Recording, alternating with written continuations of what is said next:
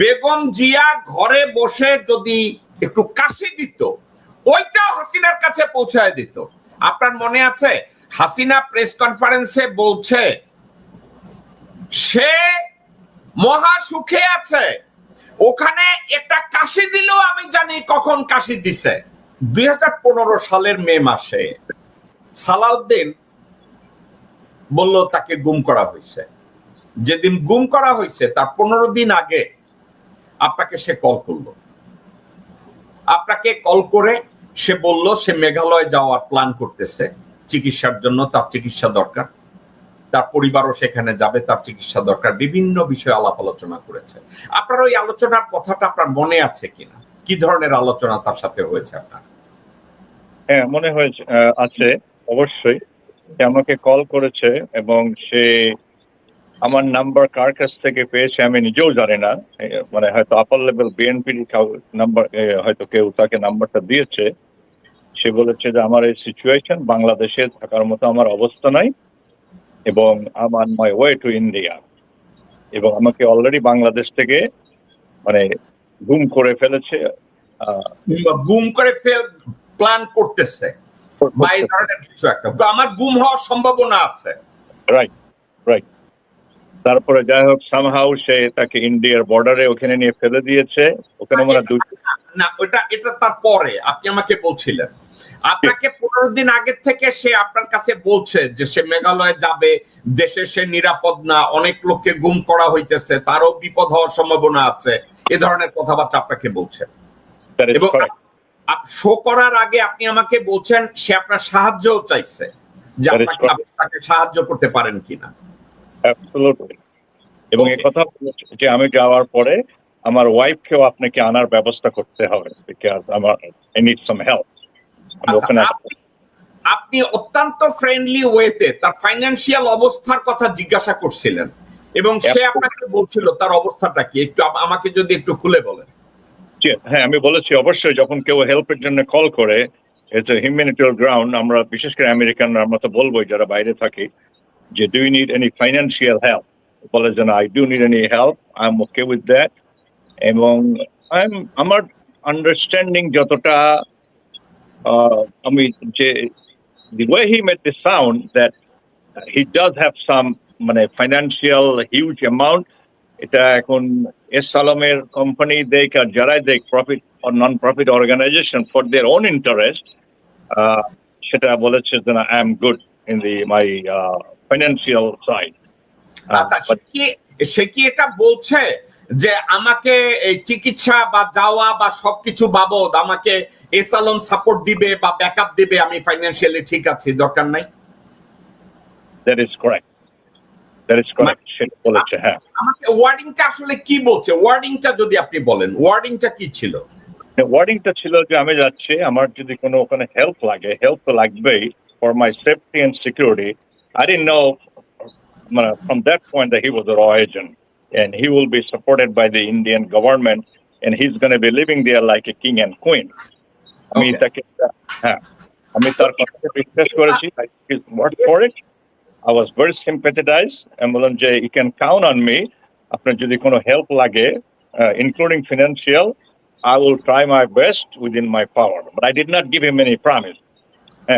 Just courtesy. সে বলেছে I am good on that side, but the other side for my safety and security, আপনার আমাকে help লাগবে, তারা হয়তো আমাকে মেরেও ফেলতে পারে, তারা আমাকে কোথায় নেবে, I don't have any destination. I don't know what will be in the next. একটা কথা আমি জিজ্ঞাসা করি, সে তখনও গুম হয় নাই, সে তখনও বাংলাদেশে, সে কোথায় হবে, কি যাবে, ওদিকে সে আপনার সাথে আলাপ আলোচনা করছে আমি মেঘালয় শিলং এ যাব, সে জানে কি কইরা যে তাকে গুম কইরা শিলং এ নেওয়া হবে? আপনার কাছে একটু খটকা লাগে না? অবশ্যই লেগেছে, এবং সে এই কথা বলেছে যে for my own safety and security আমি প্রতিটা বাসাতে I am not allowed to stay more than 3 to 4 months. I have to keep moving around and change the house for my safety and security. I took his word for it. ওকে, আরেকটা কথা, আপনি কি জিজ্ঞাসা করেন না যে S Alam তো বাংলাদেশে হাজার হাজার কোটি টাকা লুট করছে, পাচার করছে, তো এস আলম আপনাকে এভাবে ফাইন্যান্সিয়াল বেনিফিটটা দিবে কেন? আপনি এই কথাটা কি তাকে জিজ্ঞাসা করছেন না জিজ্ঞাসা করেন নাই? আমি এটা জিজ্ঞাসা করিনি। এটা আমি জিজ্ঞাসা করিনি। বাট কিন্তু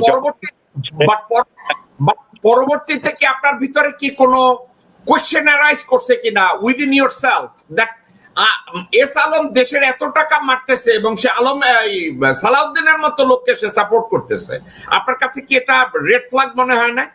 Absolutely.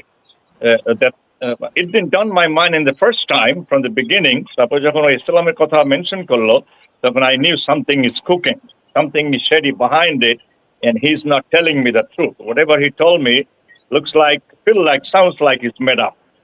But we American, we don't lie. We take everybody's word for it. আমি তাকে বলেছি যে I will try my best to help you out, and I never call him back. He's the one who was calling me whenever time he need any kind of help for his. Mainly, he was pushing to get a help from my side for his safety and security. Make sure he doesn't get killed. He's safe and secure. এবং physically সে তার কিছু surgical procedure যেতে হবে. I don't recall now that either gallbladder or heart or something like that. And তার পাশে তার wife-কে থাকতে হবে, which is very important. It does make sense because everybody wants to have the life partner when anybody go on surgery. Any surgery is a surgery. Okay. Right. আমি আপনার কাছে back করছি। আমি একটু মামুন ভাই, আরিফি ভাইয়ের অনেক বাংলার চেয়ে ইংরেজিটায় উনি মানে কমফোর্টেবল বেশি। এখন আমরা ওনার এই কথাটাকে আমি আর আপনি একেবারে খাঁটি বাংলাদেশি বরিশাল্লা ঢাকাইয়া বাংলা একটু আমরা কথা কই। আপনার কাছে কি মনে হয় আরিফি ভাইকে বিএনপি সাউয়া 2015 সালের মে মাসে কল করছে, কল করে বলছে যে আমার আর এখানে থাকা হবে না, আমি প্ল্যান করতেছি মেঘালয় শিলংয়ে যাব, ওখানে আমার চিকিৎসারও দরকার হবে, আলাপ আলোচনা করব। তো আরিফি সাহেব বলছে যে তো আপনি যদি ওখানে যান হঠাৎ কেন যাবেন, আপনি দেশের এত বড় একটা দলের রাজনীতিবিদ। তো বলছে দেশে যেভাবে গুম খুন হইতেছে আমারও গুম করার সম্ভাবনা আছে, তো আমি মেঘালয় শিলংয়ে যাব, ওখানে গিয়ে একটু চিকিৎসাও করাবো, দেখি কি অবস্থা হয়। তো আরিফি ভাই তাকে বলছে যে আপনার ফাইন্যান্সিয়াল অবস্থা কি? তো সে বলছে না ফাইন্যান্সিয়ালি আমি ভালো আছি। তো আরিফি ভাই তাকে বলছে লজ্জা পায় না, আমারে বলেন কি ফাইন্যান্সিয়াল খারাপ থাকলে আমাকে বলেন। তখন সে বলছে না এস আলম গ্রুপের এস আলম সাহেব, সাইফুল আলম সাহেব আমাকে হেল্প করতেছে, তার পুরো ব্যাকআপ আমার জন্য আছে, ওখানে গেলেও আমার ব্যাকআপ আছে, বাট আমার বউকে নেওয়ার ব্যাপারে বা সিকিউরিটির ব্যাপারে আপনারও যদি কোনো হেল্প লাগে আমাকে যদি আমেরিকান এম্বাসির থ্রুতে করাইতে পারেন আমারে করাইয়েন। আচ্ছা, এভাবে সে একবার না, আরিফি ভাই উনি সালাউদ্দিনকে কল করে নেয়, সালাউদ্দিনই ওনাকে একের পর এক কল করেছে। এখন যে লোকটা প্ল্যান করে 15 দিন আগের থেকে এবং এই আরিফি সাহেবের সাথে কথা বলে এবং এস আলমের চাকর সে পয়সাটাও আছে, এই লোকটা আজকে কি করে দাবি করে যে তাকে গুম করা হয়েছিল? সাবজেক্ট আপনার কাছে জাস্ট কি মনে হয় মামুন ভাই? আমরা শুধু গুম আর এটার ব্যাপারে একটু আমি আপনার মতামত চাচ্ছি, আপনার কাছে টোটাল জিনিসটাকে কি মনে হয়? দেখেন, এটা একটা সম্পূর্ণ নাটকই মনে হচ্ছে এবং উনি জানছেন যে আরিফি ভাই ওই রিপাবলিকান পার্টির বিভিন্ন হায়ার লেভেলের লোকদের সাথে ভালো কন্ট্যাক্ট আছে। তো এবং এইটা মনে হয় যে এটা রর একটা পাতানো খেলা, রর অ্যাডভাইসে তাকে করছে সো দ্যাট মানুষকে যেন বিশ্বাসে আনতে পারে যে হ্যাঁ তারা সত্যি সত্যি ভারত দ্বারা আক্রান্ত হচ্ছে কিংবা ভারত তাকে এরকম করবে, এরকম একটা ক্যামোফ্লেক্স করার চেষ্টা করছে। এবং আমেরিকান একটা হেল্প দরকার কিংবা যদি প্রশাসনের দিয়ে তারা ইনফ্লুয়েন্স করতে পারে। তার কারণ আপনি দেখবেন যে 9 বছর পরে যখন আসলো সাথে সাথে সে গাড়িতে চললো, এস আলমের গাড়ি, চাকে জিজ্ঞাসা সাংবাদিক। মামুন ভাই একটু থামাই তো এই সব নাটকটা যেটা আপনি দেখলেন। জি না জি মামুন ভাই, আপনি বোধহয় জানেন না, সে বাংলাদেশে এসে একটা চার্টার প্লেনে, সরি চার্টার প্লেনে গাড়িও চলছে, এবং চার্টার প্লেনটা ভাড়া করে দিছে এস আলম গ্রুপ, এবং যে গাড়িটা তাকে পিক আপ করছে ওইটাও এস আলম গ্রুপের। এবং অস্বীকার করছিল গাড়িটা কার জানে না, সে জানে না। সে মিথ্যুক কাহাকে বলে, একেবারে চরম মিথ্যুক, চরম চরম। এই পুরো গ্রুপটাই রড দ্বারা ম্যানিপুলেটেড। এখন এই যে আরিফি ভাইয়ের মতো সহজ সরল লোক যারা আমি দেখছি, তো আমেরিকা তো আমার আত্মীয় স্বজন যারা আছে, যে তারা খুব স্ট্রেট চিন্তা করে, তারা এত ঘোরপেচ করে না। তো উনি সরল বিশ্বাস করেছে, ই ইজ এ প্যাট্রিয়ট, উনি মনে হচ্ছে ঠিক আছে যদি আমি হেল্প করতে পারি।